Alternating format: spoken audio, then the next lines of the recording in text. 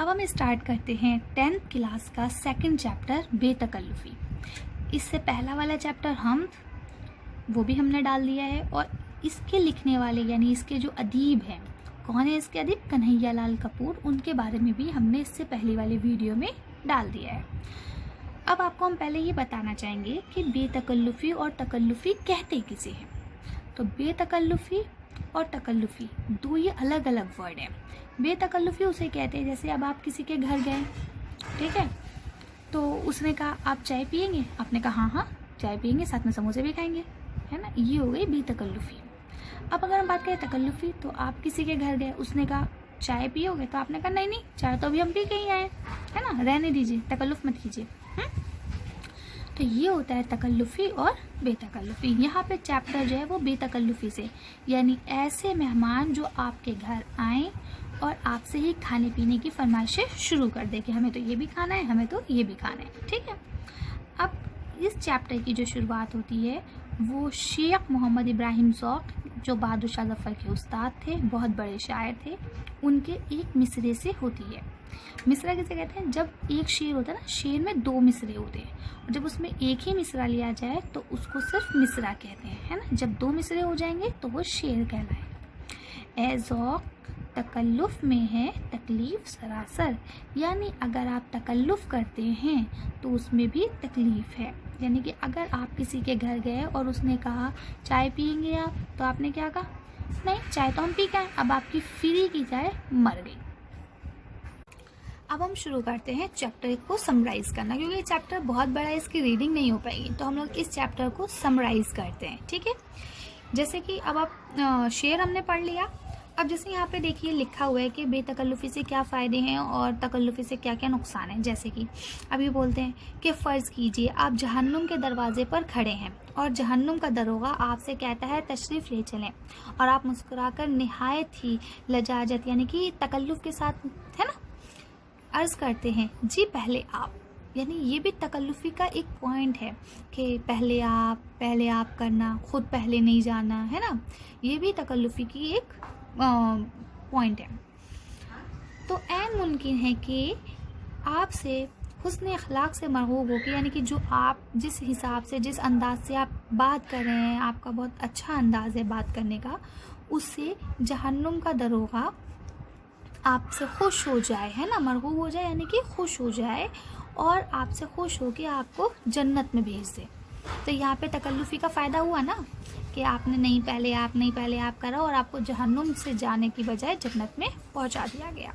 लेकिन इसके बरक्स बुरा भी हो सकता है। कैसे? अब अगर मान लीजिए आप जन्नत में गए और आपने जन्नत में भी वही तकल्लुफ़ी दिखाना शुरू कर दी, ठीक है, तो आपको क्या कहेंगे? बाग़े बहिश्त, यानी कि जन्नत हो गई। जन्नत के ऐसे बाग की नहर में इतने गोते देगा कि आप डूब जाएं, आपको छठी का दूध याद आ जाए। तो इसमें क्या चीज़ है कि मतलब जो तकल्लुफ़ी या बेतकल्लुफ़ी से फ़ायदे हैं अगर, तो उतने ही तकल्लुफ़ी और बेतकल्लुफ़ी से नुकसानात भी हैं। अब ये आपको आगे बताते हैं कि अगर मान लीजिए कोई आपके घर ऐसा मेहमान आ जाए जो तकल्लुफ़ में हो, ठीक है, तो आप उससे कहेंगे चाय पियेंगे, तो कहेगा नहीं शुक्रिया अभी पी के आए हैं, ठीक है। वो कुछ और पीना चाहेंगे, कुछ खाना चाहेंगे, तो वो क्या कर देगा? मना कर देगा। लेकिन वहीं अगर कोई आपके घर में बेतकल्लुफ़ी मेहमान आ जाए तो आप कहेंगे अच्छा चाय पियेंगे, तो वो कहेंगे ज़रूर मंगवाइए, लेकिन पहले सिगरेट पियेंगे, है ना। चाय के साथ साथ खाइए, कुछ खाने का भी होना चाहिए, है ना। तो इस तरह से क्या है कि अगर तकल्लुफ़ी मेहमान आते हैं तो वो आपसे कुछ नहीं मांगेंगे, लेकिन बेतकल्लुफ़ी आएंगे तो उसे ऐसे मांगेंगे। तो इस चैप्टर में कहीं ना कहीं तकल्लुफ़ी और बेतकल्लुफ़ी को कंपेयर भी किया गया है ना, कि किस तरह से अगर तकल्लुफ़ी वाले मेहमान आते हैं तो किस तरह से आपको परेशानी होगी, और अगर बेतकल्लुफ़ी वाले मेहमान आ जाते हैं तो किस तरह से आपको परेशानी का सामना करना पड़ेगा। इसी तरह से आगे बताते हैं कि बेतकल्लुफ़ी से आपको नुकसान क्या क्या। अब मान लीजिए आप अपने किसी दोस्त के साथ बैठे हुए हैं कमरे में, कोई ऐसा दोस्त आ जाए जो आपसे बहुत ज़्यादा फ्री है, बहुत बेतकल्लुफ़ है। बेतकल्लुफ़ मतलब फ्री होना, है ना, जो आपसे कभी भी गाली भी बक दे, कुछ भी आपको बोल दे, लाइक इस तरह से होना, है ना। तो यहाँ पे क्या बोल रहे हैं कि जैसे ही आपके घर में आप किसी अच्छे दोस्त से बात कर रहे हैं जो मुअज़्ज़िज़ है ना, उससे आप बात कर रहे हैं। तो कोई आपका ऐसा दोस्त आ जाए जो बहुत बेतकल्लुफ़ है, वो आते ही आपको क्या करेगा, अबे कहाँ थे भाई, दरवाज़ा कस कस के खटखटाएगा, कहाँ हो, सुन नहीं रहे, मैं आपको आवाज़ लगा रहा हूँ, लाइक इस तरह से आपसे वो बिहेव करेगा, जिससे जो आपका दोस्त आपके साथ बैठा हुआ है उसके सामने आपकी बेइज्जती हो जाएगी, है ना। तो इस तरह से आपके इस पूरे चैप्टर में इसी चीज़ को अलग अलग अंदाज में पेश किया गया है कि किस तरह से तकल्लुफ़ी में क्या परेशानियां हैं और बेतकल्लुफ़ी में क्या क्या नुकसानात हैं या फ़ायदे हैं। तो आप इस चैप्टर को अच्छे से पढ़ेंगे, अगर कोई कन्फ्यूज़न होगी तो मुझे बताएंगे। अब हम इसके अल्फाज मायनों की बात करते हैं, ठीक है। पहला आपका अल्फाज क्या है, तकल्लुफ़, ठीक है। तकलीफ उठाकर कोई काम करना, बनावट या जाहिरदारी या दिखनावा, इसके ये सारे मीनिंग हैं। दिखनावा भी हो सकता है कि भाई दिल तो चाह रहा है लेकिन हम दिखनावे के लिए अच्छा कर रहे हैं, है ना, तो ये सारे इसके मीनिंग है। मिराज, मिराज माने बुलंदी या ऊंचाई। शाहिद, शाहिद माने गवाह। राहत, राहत माने आराम या आसाइश। दोनों मीनिंग इसके आप ले सकते हैं, ठीक है। नहंजार यानी कि बुरी चाल चलने वाला, यानी ऐसे जो लोग मतलब किसी को उसके लिए वो गलत काम कर जाते हैं, किसी को फंसाने के लिए गलत गलत चालें चल जाते हैं, उस तरह से। ऊफ तलब यानी कि माफ़ी मांगने वाला, यानी कि ऐसे लोग जो माफ़ी मांग रहे हैं। यक लख्त यानी कि जो फौरन हो जाए, अचानक से, है ना। माजरत, माजरत यानी उज़्र, यानी कि माफ़ी मांगना, क्या करना, माफ़ी, है ना, माजरत, ठीक है। माजरत, माजरत किससे बना है, उज़्र से। उसका मतलब क्या होता है, बहाना करना, माफ़ी मांगना, ठीक है। अब क्या है, मुस्तार, मुस्तार माने होता है उधार लेना, कोई चीज़ मांगा हुआ या उधार लिया हुआ, ठीक है। इक्तफा यानी कि काफ़ी होना, कि ठीक है इस पर हमने एक वो कर लिया। अदम मौजूदगी यानी कि गैर हाजिरी, यानी जो उस वक्त मौजूद ना हो। करम, करम माने इनायत या मेहरबानी। वदा, वदा यानी कि रुखसत या जुदाई। गुरूब, गुरूब सूरज या चांद का डूबना, यानी कहते हैं ना सूरज गुरूब हो गया।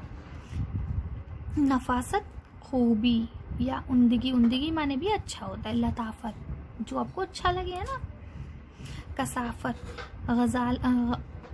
गलाजत या काढ़ापन, ठीक है, गंदगी के मायनों में ये आ गया, ठीक है। अब हम आते हैं गौर कीजिए वाली बात पे, कि गौर कीजिए, मैंने आपको बताया कि ये एक तरह से मॉरल वैल्यू, जैसे मॉरल होता है ना कि कहानी के बाद आपको एक मॉरल दिया जाता है, ये उसी के कॉन्सेप्ट में है। ज़रूरत से ज़्यादा तकल्लुफ़ और बेतकल्लुफ़ी दोनों ही परेशानी का सबब बन जाते हैं। सबब माने वजह, सबब माने क्या होता है, वजह, है ना। दोनों ही परेशानी का सबब बन जाते हैं, ठीक है। अब हम सवाल जवाब पढ़ते हैं। बेतकल्लुफ़ी से क्या परेशानी होती है, ठीक है। अब हम आपको पहले भी बता चुके हैं बेतकल्लुफ़ी से कितनी परेशानियां होती हैं, कि आपकी बेइज्जती हो जाती है, कभी कदार आप नई मूड में हैं तो भी लोग आके आपके साथ इस तरह से बात कर जाते हैं कि आपको गुस्सा आने लगे, ठीक है। तो बेतकल्लुफ़ी से बहुत सारी परेशानियां हो जाती हैं, तरह तरह की बहुत सारी परेशानियां हैं, ठीक है। सेकंड क्वेश्चन क्या है, फ़कीरे ने अपने एक किरदार की बेतकल्लुफ़ी का जिक्र किस तरह किया है।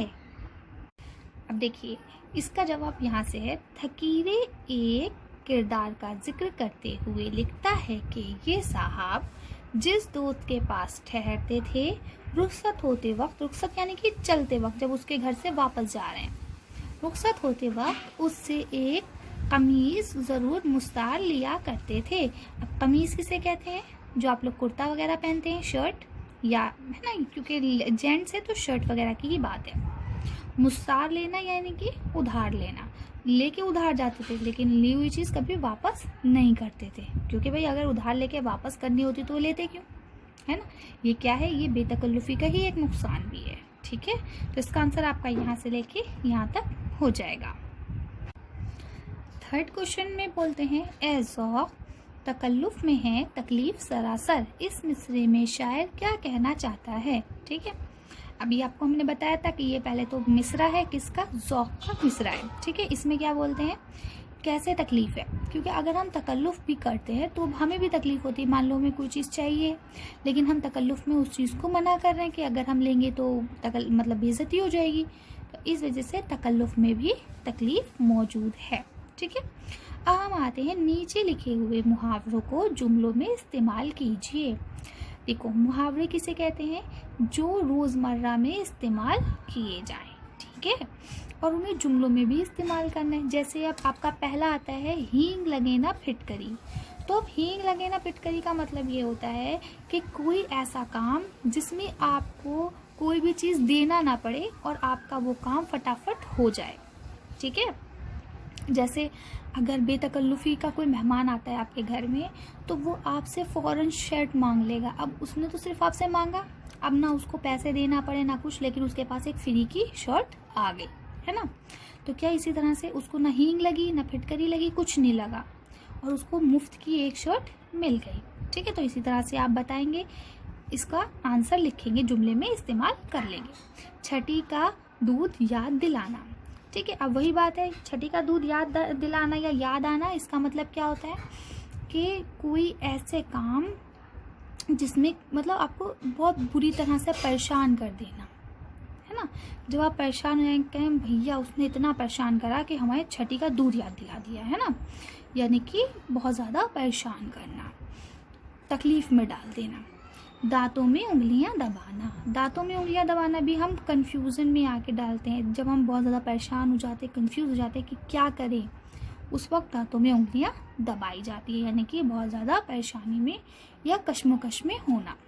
ठीक है, अब आते हैं, नीचे दिए हुए लफ्ज़ों से वाहिद जमा बनाएं, यानी कि इसमें कुछ लफ्ज़ आपको वाहिद दिए गए हैं और कुछ लफ्ज़ इसमें जमा दिए गए हैं। तो जो वाहिद दिए गए हैं उनको आपको जमा बनाना है, और जो जमा दिए गए हैं उनको वाहिद में तब्दील करना है। अब जैसे हाथ, तो हाथ का आप लोग सिंपल सा हाथों भी लिख सकते हैं।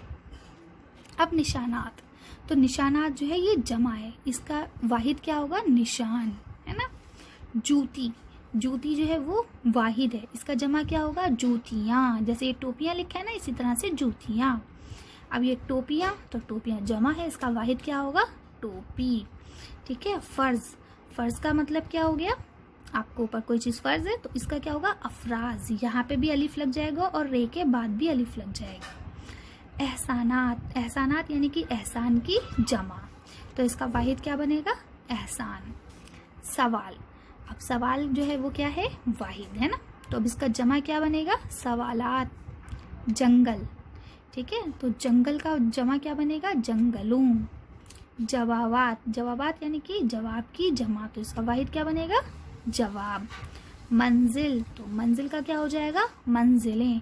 ठीक है, अब आपको इस चैप्टर में अगर कहीं पे कोई भी तकलीफ हो, कोई भी परेशानी हो या कोई बात समझ में नहीं आए तो आप मुझे कमेंट सेक्शन में लिख के बताइएगा। मैं आपकी परेशानी को, कन्फ्यूज़न को दूर करने की पूरी कोशिश करूँगी।